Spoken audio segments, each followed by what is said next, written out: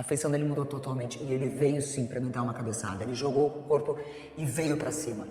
Ele não me acertou porque eu me esquivei. Ana Hickman, apresentadora, empresária e ex-modelo brasileira. Atualmente apresenta o programa Hoje em Dia na Record TV.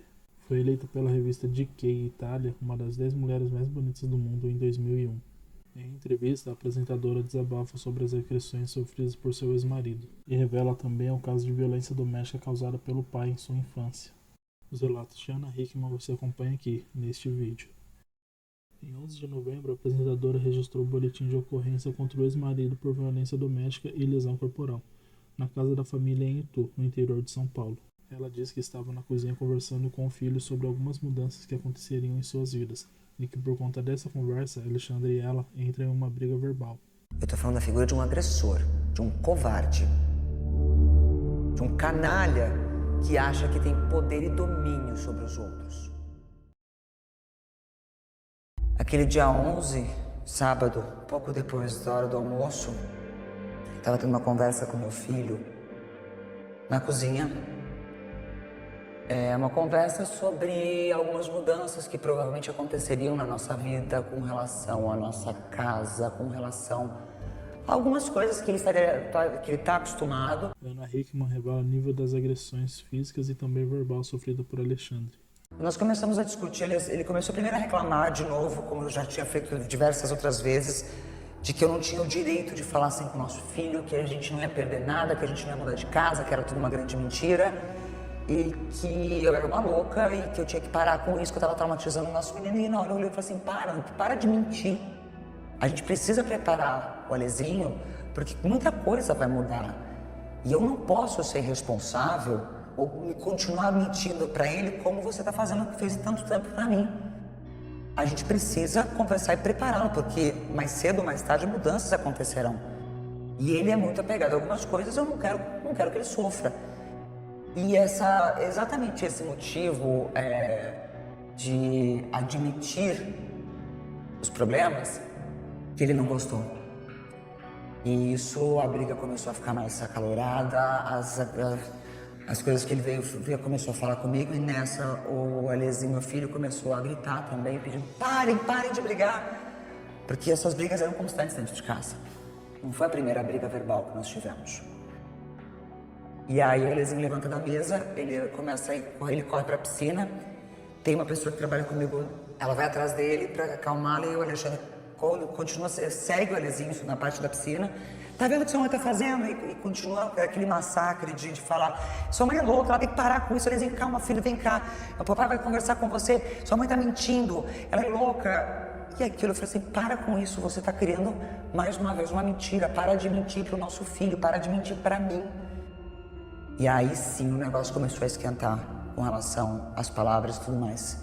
Foi aonde eu pedi pra essa pessoa levá-lo pra parte de trás da casa, porque nós temos a casa, todo mundo conhece, uma casa que eu já mostrei muito em rede social, enfim. O Alexandre voltou pra mim, começou a gritar, os gritos começaram, a briga continuou, me chamando de louca, que eu tava descompensada, que eu tava inventando coisas.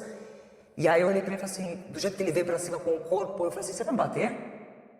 Você não vai ter coragem de me bater depois de tudo. Se você não admitir as mentiras, eu entendo. Agora você vai me bater. E nessa, quando eu falei isso, aí a feição dele mudou totalmente. E ele veio sim pra me dar uma cabeçada. Ele jogou o corpo e veio pra cima.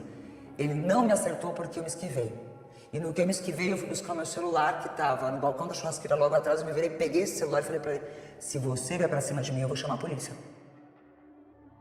Falei isso uma, falei isso duas, falei isso três, e aí ele veio pra cima de mim, tentou me agarrar, me abraçar, pra que ele não deixar, não sei se ele não tava acreditando que eu fosse fazer isso, mas ele tinha esse hábito de quando ele tava perdendo na conversa, na briga verbal, porque eram frequentes essas brigas, e vinha e me agarrava com força pra eu não sair, porque eu falava assim, não chega perto de mim, não me encosta, não me toca. Aí ele começou a perder o controle mais ainda, eu comecei a gritar, pedindo socorro, sim, pra quem... A força que eu tinha, eu gritei muito. Eu gritava, socorro! Chama a polícia, 190. Eu comecei a gritar mesmo, porque ele não me soltava. E nessa, eu consegui me desvencilhar dele e eu fui pra cozinha, porque eu queria me trancar na cozinha. Eu fiquei com medo dele, com muito medo. E a minha cozinha tem uma porta de correr. E quando eu fui tentar fechar a porta, ele começou a segurar e a gente começou a brigar e lutar para poder tentar, ele tentando segurar a porta aberta e eu tentando fechar. Quando ele viu que ele não ia conseguir, que eu não ia ter que largar a porta, ele pega essa porta e bate com toda a força. É a mão que eu estava segurando o celular. Ele fecha a porta exatamente na parte aqui do meu cotovelo. Eu acho que eu estava com a adrenalina e o sangue quente tão forte que na hora eu não senti dor. Mas os meus cachorros estavam atrás de mim, a Fanny e o Joaquim, latindo muito por conta da briga. Eles não... Como eu já tinha visto o Alexandre gritar muitas vezes, toda vez que ele gritava, os cachorros ficavam muito alterados em casa. E eu gritei, pega. E o Joaquim pegou. O meu cachorro voou para cima dele e eu consegui fechar a porta e travar as janelas também. Só não consegui fechar a janela que ficava em cima da pia. Exatamente nessa fração de segundos eu me sentei na mesa, eu já não mexia mais meu braço. Ficou bem inchado.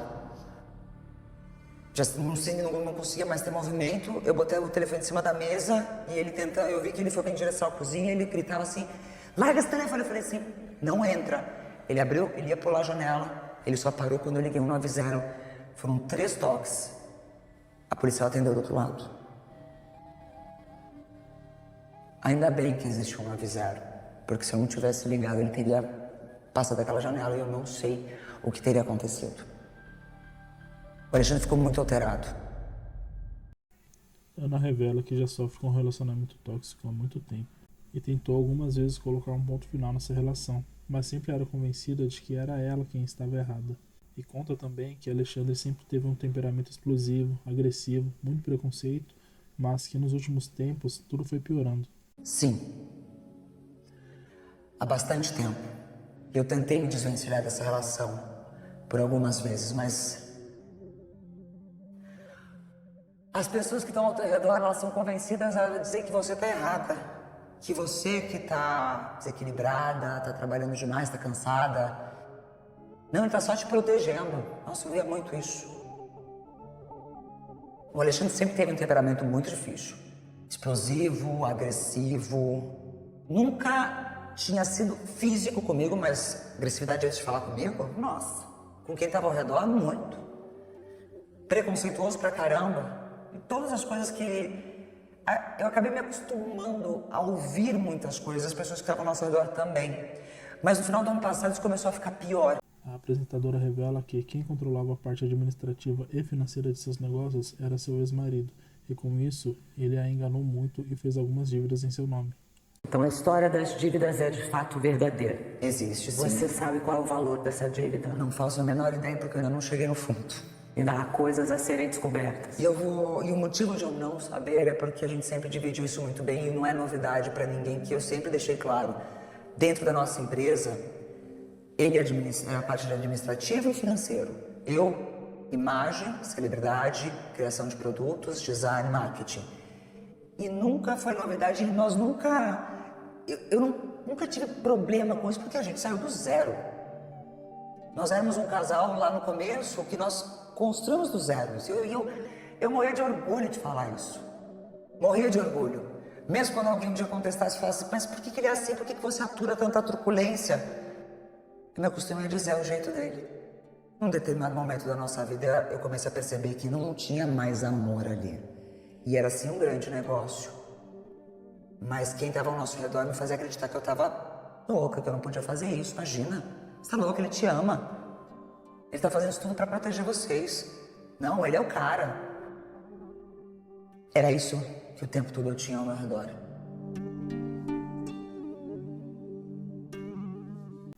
Ana se emociona ao lembrar da própria história de vida e faz revelações surpreendentes.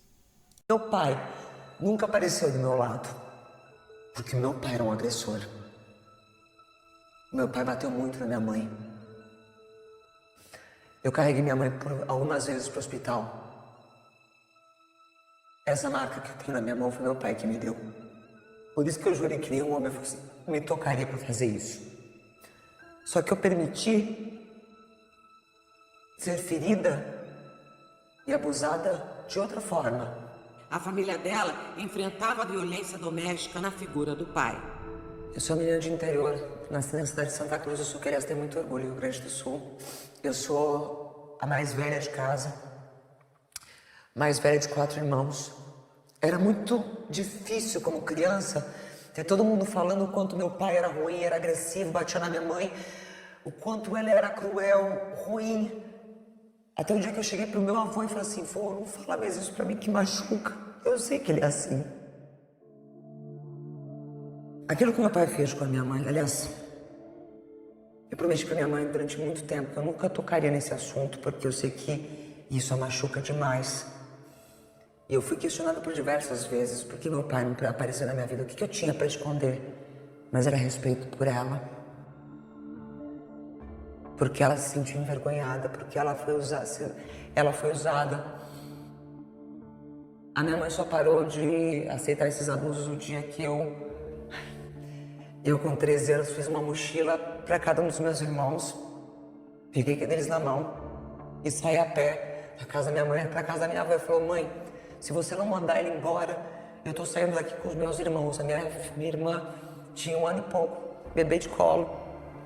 Peguei todo mundo e fui embora. E eu falei que a gente não ia voltar mais para casa, porque a gente não ia passar mais por aquilo. Foi aí que ela tomou coragem pra dar um basta. Ela tirou ele de casa, mas a violência não parou.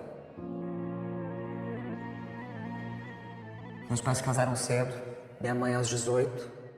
Segundo ela, eu nasci prematura. Na verdade, eu já estava a caminho. Mas naquela época eu não podia, a moça não podia ter barriga e não estar casada. Meu pai e minha mãe trataram de resolver esse assunto. Eles eram um casal muito unidos. Pelo menos eu lembro da minha infância, nós não tínhamos nada, morávamos na casa da minha avó. Quem me criou e com quem esteve do meu lado sempre, quando era minha mãe, estava trabalhando em casa, cuidando das coisas da roça e tudo, era minha bisavó e meu bisavô. E aí meu pai começou a trabalhar numa fábrica de móveis, começou a prosperar de funcionário, ele e meu tio fizeram o próprio negócio. Mas num determinado momento da vida, quando ele chegou numa estabilidade até então financeira que a gente nunca experimentou, uma chave virou. E aí ele se transformou num cara que eu não conhecia, bem agressivo. Por qualquer coisa, ele espancava a minha mãe. Por qualquer coisa, ele quebrava tudo dentro de casa. Minha mãe descobriu traições, muitas. E ele torturava a gente psicologicamente dentro de casa, muito. E essa marca que eu tenho na mão foi porque ele voou em cima da minha mãe, com um pedaço de um sofá que ele arrancou, abriu a cabeça dela inteira e eu voei pra cima dele. Eu tinha 12 anos de idade. Era na hora do almoço, ela estava fazendo faxina em casa. Eu cheguei da escola, vi aquela cena, eu voei pra cima dele. E do jeito que eu voei, ele me arremessou, porque era um cara grande. Minha família inteira, todo mundo, meu tamanho não mente isso. Era um cara grande e forte, ele me arremessou pra cima da mesa da cozinha. E do jeito que eu caí em cima da mesa, tava cheio de prato, copos, a tampa de meia de vidro. Aquilo estilhaçou comigo em cima. Foi a mão de Deus que não deixou me cortar inteira, que foi a única coisa que cortou. Eu abri minha mão inteira. A cicatriz presente é essa aqui. Mas eu abri minha mão toda. E ele só parou de bater na minha mão quando ele me viu sangrando. Eu lembro até hoje como ele ficou, como ele chorava e dizia: meu Deus, o que eu fiz?